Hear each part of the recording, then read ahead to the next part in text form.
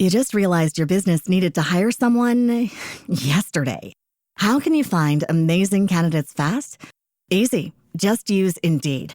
Stop struggling to get your job post seen on other job sites. With Indeed sponsored jobs, your post jumps to the top of the page for your relevant candidates, so you can reach the people you want faster. According to Indeed data, sponsored jobs posted directly on Indeed have 45% more applications than non-sponsored jobs. Don't wait any longer. Speed up your hiring right now with Indeed. And listeners of this show will get a $75 sponsored job credit to get your jobs more visibility at Indeed.com/kidsandfamily. Just go to Indeed.com/kidsandfamily right now and support our show by saying you heard about Indeed on this podcast. Terms and conditions apply. Hiring? Indeed is all you need. You just realized your business needed to hire someone yesterday. How can you find amazing candidates fast? Easy. Just use Indeed. Stop struggling to get your job post seen on other job sites. With Indeed sponsored jobs, your post jumps to the top of the page for your relevant candidates, so you can reach the people you want faster. According to Indeed data, sponsored jobs posted directly on Indeed have 45% more applications than non-sponsored jobs. Don't wait any longer. Speed up your hiring right now with Indeed. And listeners of this show will get a $75 sponsored job credit to get your jobs more visibility at Indeed.com/ARTS. Just go to Indeed.com/ARTS right now and support our show by saying you heard about Indeed on this podcast. Terms and conditions apply. Hiring? Indeed is all you need.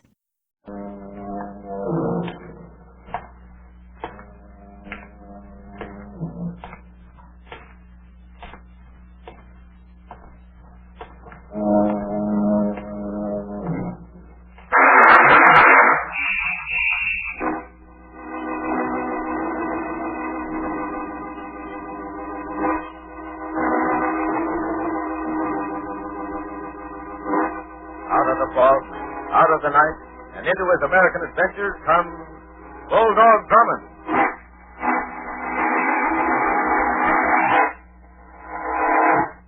The Mutual Broadcasting System brings you another exciting detective adventure with Bulldog Drummond, starring Ned Weaver.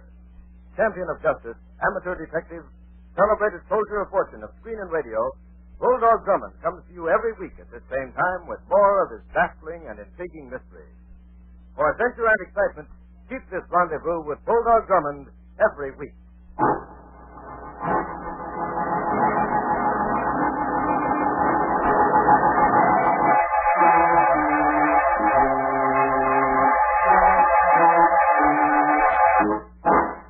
And now, to tell us of his latest adventure, here is Bulldog Drummond.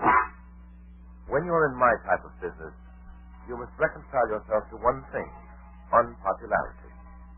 The people on the other side of the fence avoid you like the plague. For example, last Friday, Denny and I dropped into Larry's for a late evening snack. Larry's is one of those intimate little spots on West 47th Street with the usual assortment of cartoon caricatures on the walls and the usual assortment of shady characters at the table. The place was crowded, but the cheering section was conspicuously silent as Denny and I squeezed our way toward a booth in the rear. Look, sir, that booth isn't vacant after all. Someone's sitting there. So I see. Roxy Hagen. Hagen? Friend of yours, Captain Drummond? Not exactly a friend, Denny. A professional acquaintance, you might say. Roxy and I both deal in crime, but from opposite approaches. You can easily size up our relationship by the unwelcome glance he's giving me. But look, sir, he's leaving the booth. Well, come on, let's get it before someone else does. Right. Well, this is a bit of luck, and I'm famished. And I wonder why Roxy left so hurriedly. Well, obviously he was finished. No, on the contrary. Look here, his glass. He hasn't touched his drink. Oh. You know, Denny, I think I frightened Roxy off. Well, that's one way of getting a seat in a crowded restaurant, eh, sir? Oh, here's the menu. I see you didn't touch your drink. What's that? I said I see you didn't touch your drink. What business is that of yours? And if you must know, that drink... Who's he? Oh, Denny? You were supposed to be alone. He's usually with me. Well, if you say he's all right. He's all right. Move over, you. Now, look here. I said over. But Over, Denny. Yes, sir. Let's get down to business. A good idea. I got it with me. You see, Denny, he's got it with him. Oh, he has? Oh, that's fine. Hey, what am I talking about? What's the matter with you? He's the confused type. Well, tell him to shut up. Well, of all the... Shut up, Denny. Yes, sir. Now, here's your ticket. You hold it until I tell you where and when to deliver. Is that clear? Quite clear. All right. Now, your telephone number. Elwood 8 9970. Elwood 8 9970. Here's the envelope. Al said that was the deal. If Al said that's what it was, that's what it is. Now, wait for my call. I'll be waiting. You'll be hearing from me. Well, sir, would you mind telling me what this was all about? Denny, I wish I knew. Huh? You don't know the man? Never saw him before in my life. But he gave you that ticket. Yes, I'm afraid it's a case of mistaken identity. Oh? What kind of a ticket is it? Obviously, it's a partial claim check of some sort. And he wants to ensure it's safekeeping. Well, what are we going to do about it? We're going home and wait for our mysterious visitor's call. Oh, but how do you know he'll call? Oh, there's no doubt about that. He'll call, all right. What makes you so sure? Because, Denny, he's made a sizable investment in us. He not? Look for yourself in this envelope. There's a $1,000 bill.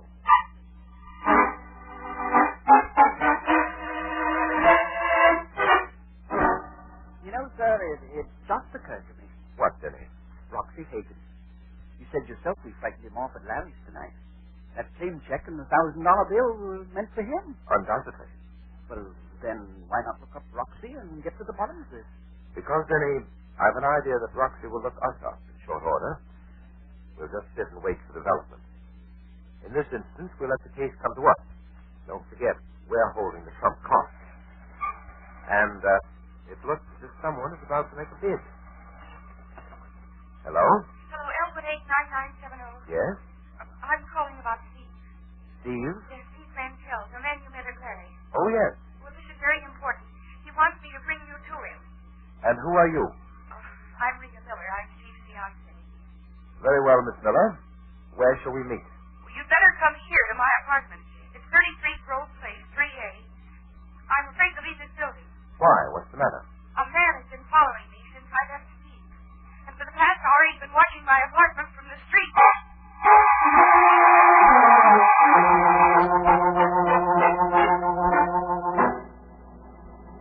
Now, Miss Miller, about this man who's been following you. He's still down there. Look for yourself. Denny, the window. Yes, sir. Miss Miller, suppose you enlighten me about the partial claim check.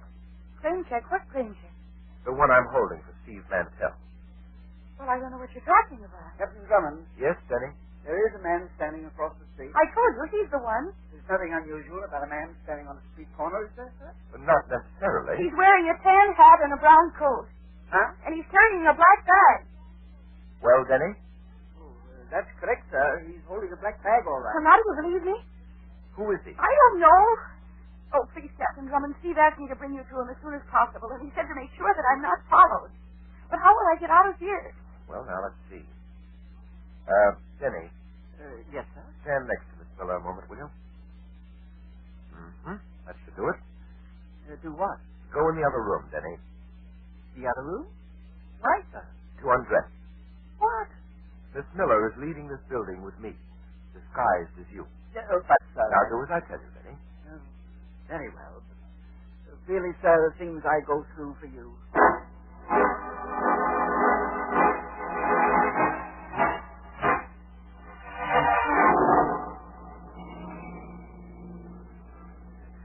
Poor Denny.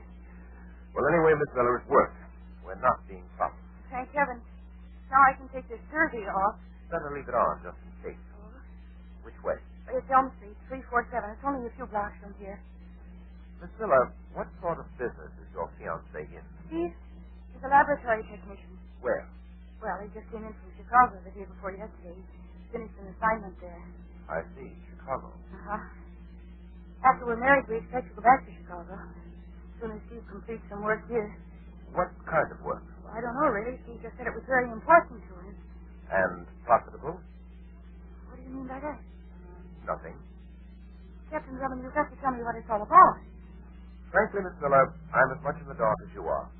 But I'm sure Steve Mantell can enlighten the both of us. What number did you say? 347. It's that brownstone next to the apartment house. This is it. There. House. Just down these stairs. He has the basement apartment. There you are. See that strange? What is? The lights are out. He said he'd be waiting. You wouldn't have gone to bed. I'll ring again. Steve! Steve! Captain Drummond, maybe something's happened to me. Yeah. Steve, I just... Yeah, what is it? Captain Drummond, this isn't Steve. Hey, what do you two want? We're looking for Steve Mantell. You got the wrong place. You don't live here. This is Steve's apartment. What do you two think you're doing? You get me out of bed in the middle of the night to play games? Steve lives here. I saw him here only a few hours ago. That damn crazy. Believe me, Captain Drummond, that's the truth. Look at the kid up one here. Don't you know, girlie, you get picked up for imitating a man? Now, just a moment. Now, listen, you two. You ring that bell again and I call the cops. Now, go on, beat it. All right. Well, Miss Miller? Oh, Captain Drummond, this is a trick of some kind. Steve was here a few hours ago. This is his place. Believe me, it is. I know, the mailbox. That's it. The mailbox over there. Steve's name is on it. Look, you. Evidently, there must be some mistake, Miss Miller. The name on this card is James Swisson.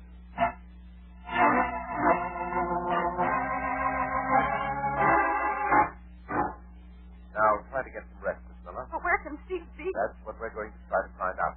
Denny? Yes, I'm ready, sir. All right, let's get started. I'll call you, Miss Miller, just as soon as I have a lead. Come on, Denny. What about the man with the black bag who was keeping a watch in this building? So he left a few moments after you departed with Miss Miller. By the way, sir, where are you going to stop to look for Steve Mantell? At 347 Elm Street. You said it looked as if Mantell didn't live there. It only looked that way, Denny. Oh, what do you mean? The man in pajamas who answered the door. What about it? He said we awakened him. I looked him over quite carefully. And? Well, it isn't customary, Denny, for a man who wears pajamas to sleep with socks and shoes on.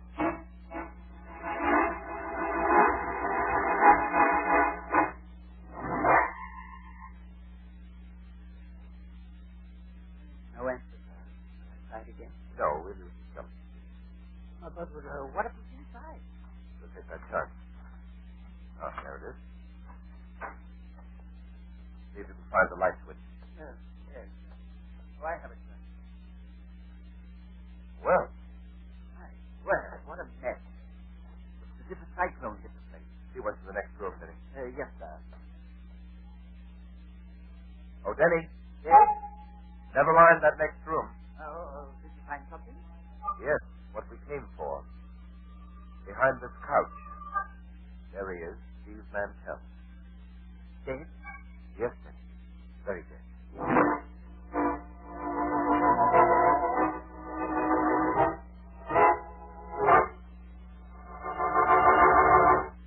Our story continues in just a moment.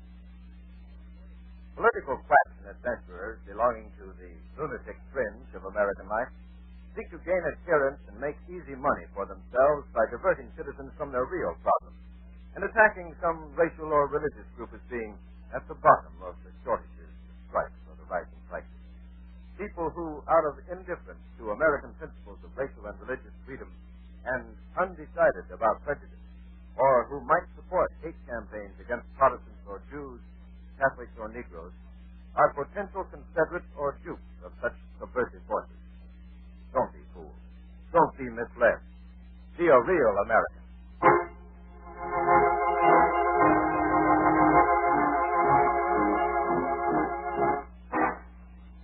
And now, back to our Bulldog Drummond adventure. Oh, I've searched everywhere, sir. I found nothing. Anything in his pocket? Empty, every one of them. Whoever killed Steve Mantell certainly went over this apartment with a fine-tooth comb. But they overlooked one thing, Denny. Yes, what's that? This label on the inside of his coat pocket. Here, look. Baum Brothers, Clover, Chicago, Illinois. November 16th, 1946. And the name of the wearer here? Edward Torrey. Edward Torrey? But his name is Steve Mantell. Evidently not in Chicago. What do you mean, sir? I mean that Steve Mantell found it convenient to use two names. Well, come on, there's nothing more we can do here. First, we're stopping off the nearest telegraph office to send a wire to Chicago. To whom in Chicago? The police. I have an idea they'll be able to supply me with an account of the activities of one Edward Torrey, alias Steve Mantell. And then, Denny, from the telegraph office, we're going straight home. But why home? Oh, just to see which way the wind's been blowing there.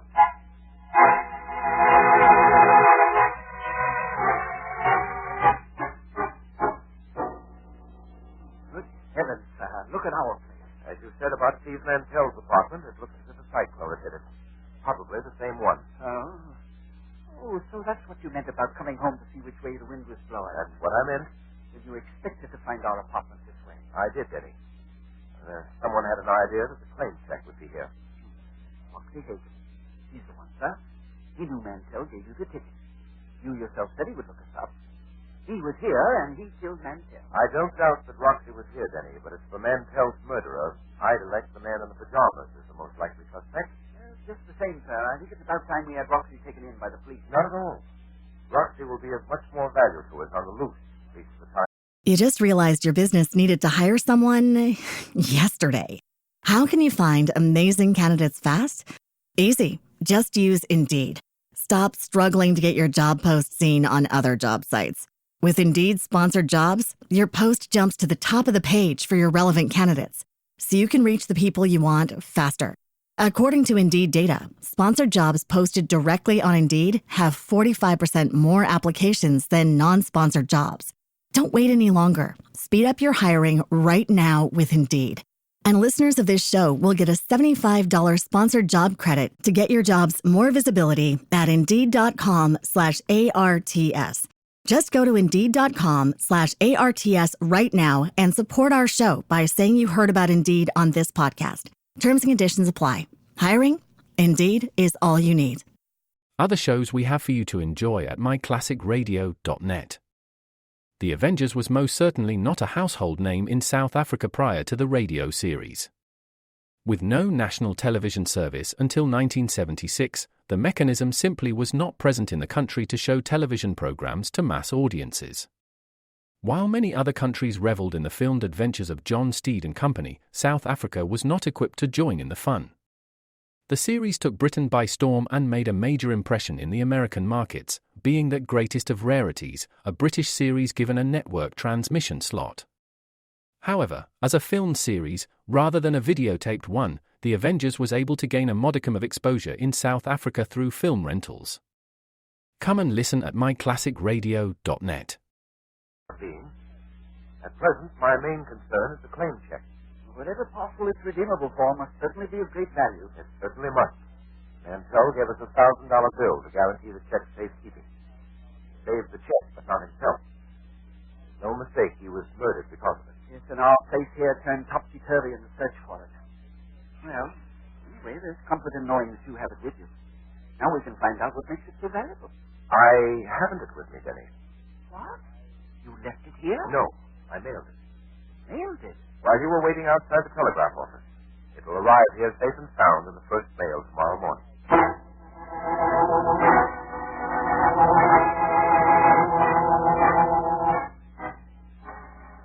No, I can't believe it.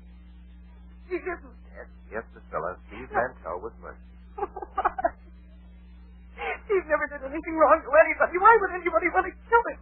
Miss Miller, I've an idea that Steve Mantell wasn't everything you thought he was. What do you mean by that? I'm not sure, but I should know by morning.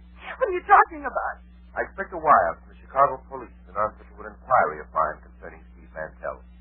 And, in addition, an important envelope will arrive with the first mail. No, Captain Drummond, you're wrong. I know you're wrong. Steve wouldn't get Captain Drummond. Yes, Denny? The man with the black bag. I just saw him from the window. Got out of an auto downstairs. He's standing on the corner again. All right. Miss Miller. Yes. I want you to remain here in your apartment. I'll call you in the morning. Come along, Denny. It's about time we had a talk with that man with the black bag.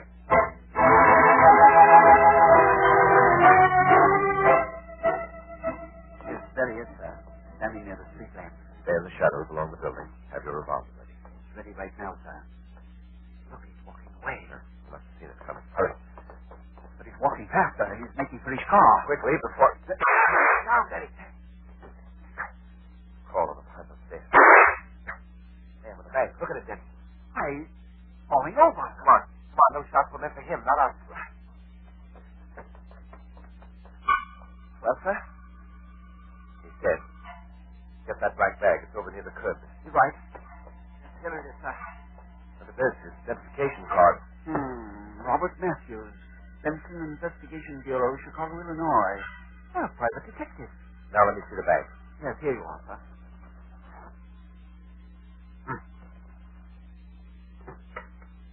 An odd-looking box was dials. It looks like some sort of a radio, a shortwave set of some kind. It picks up waves, Denny, but not sound waves. Yes, but what kind is it? A Geiger counter. It's used to detect and measure the presence of radioactivity in the atmosphere. Oh, yes, I remember now. The atomic bomb. I remember seeing it in the newsreels. It was used in the atomic bomb test. That's right. Oh, sir, the atomic bomb. The possible claim check. Must be for a package that contains an atomic bomb. Denny. Heavens, sir, here we are. Easy, Denny. I'm sure an atomic bomb isn't involved in this. But rest assured the city's peace will be undisturbed. As for us, we'll just have to wait for the claim check in the mail. In the meantime, let's hope nothing blows up in our faces.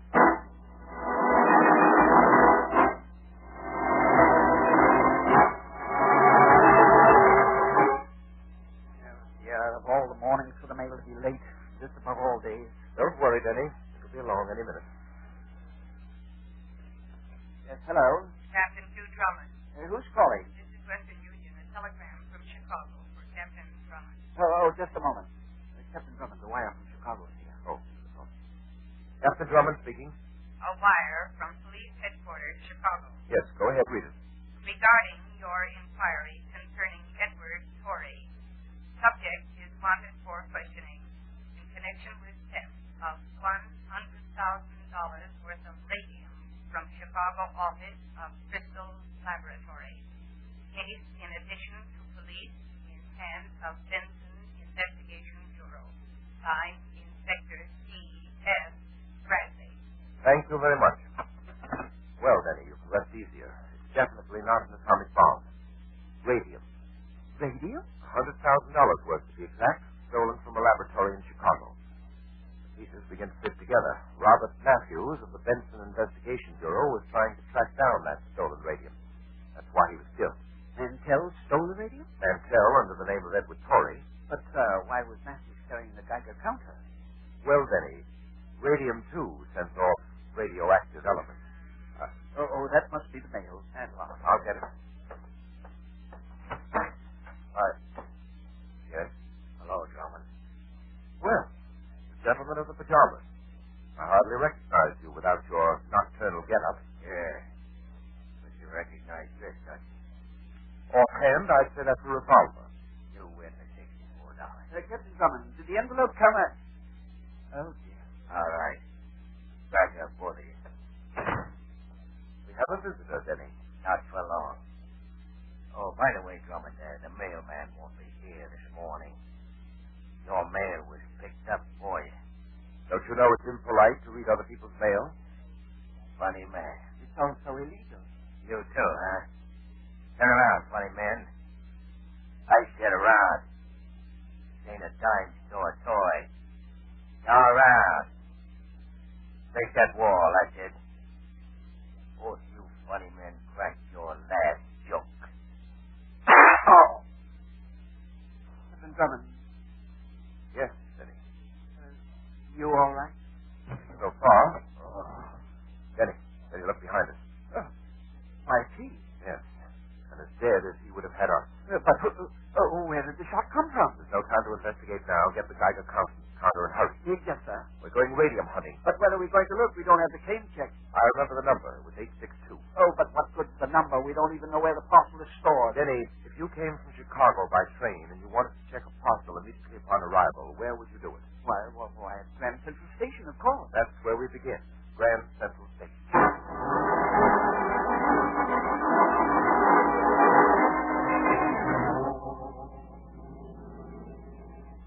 We We'll enter the station from the West Plaza, Denny. That's nearest the parcel checking room. Yes, sir. Oh, what's that? The Geiger counter. Listen to it. It's ticking faster.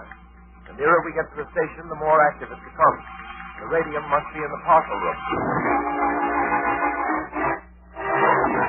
Parcel 862, you say? That's right, 862. I want to see it immediately. All right, 862 was checked out just a few minutes ago. All right, get going, Denny. The package was picked up just before I got there. Right, sir. You know, sir, I thought something was strange.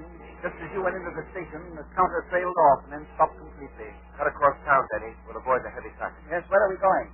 We're paying a long-delayed call on Roxy Higgins. But why Roxy now? Because the parcel room attendant's description of the man who picked up the package fits Roxy to a T.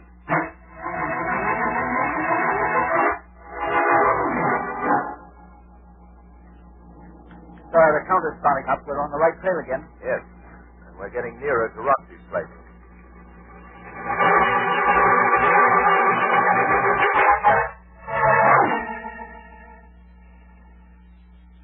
Oh, this elevator is so slow we could walk up faster. We'll be there in a second.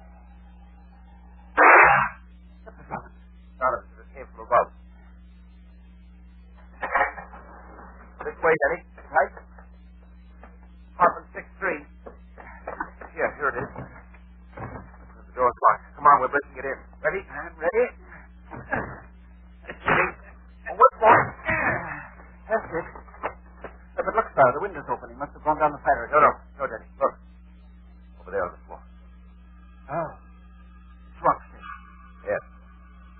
And it looks as if we won't have that talk with him after all.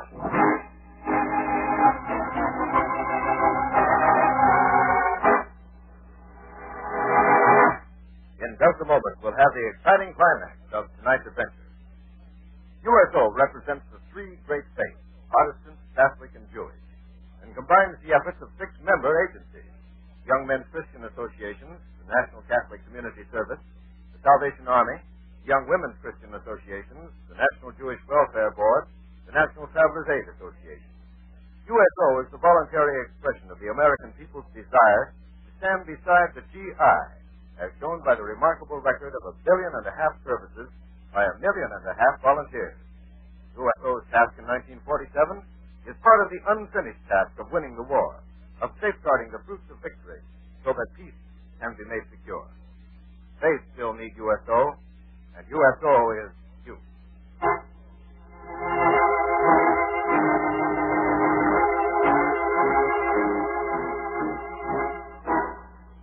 And now, back to the exciting climax of our story.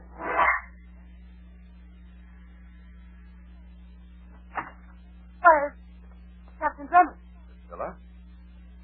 Come in. Go ahead, Jenny. We were going to call on you sooner, but we were busy clearing up the station. And then you found out who killed Steve. Well, let's say we found out who was responsible for his death. But you, Miss Miller, can undoubtedly tell us who the actual murderer was. Huh? What are you talking about? Was it Roxy? Roxy? Or was it the gentleman of the pajamas? What are Or did you do that one yourself? Captain Drummond, I demand to know what you mean. Rather a good actress, too, in addition to her other talents, aren't any? Oh, I would say her performance is a bit too studied.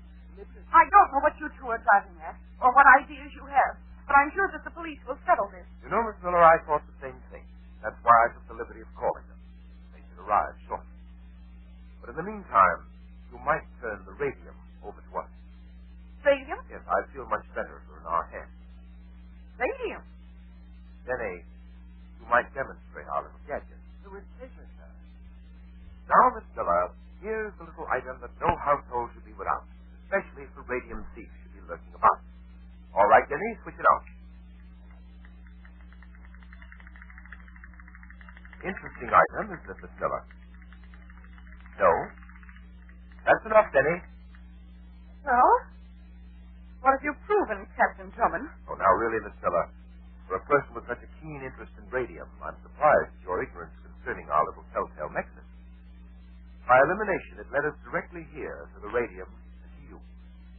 And, speaking of elimination, you appear to excel at it, too. Yes? Yes. Please stop me if I'm incorrect. You had a neat plan worked out. You put a scare into your fiancé to get the claim check out of his hands. Steve Mantell was murdered. You led to his apartment on a ruse while you had Roxy go through my place for the claim check.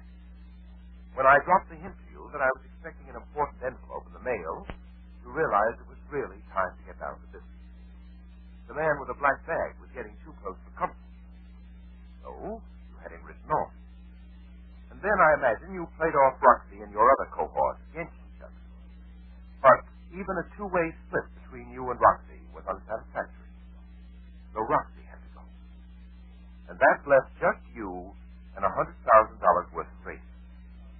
Am I wrong? Well, I would take Miss Miller's silence to mean that you're quite correct, sir. Yes, Denny. Miss Miller had a good plan, but it didn't work. And if Miss Miller thinks her plan was good, wait until she hears the one the state will have laid out for her. And in cases like hers, the state's plans always work.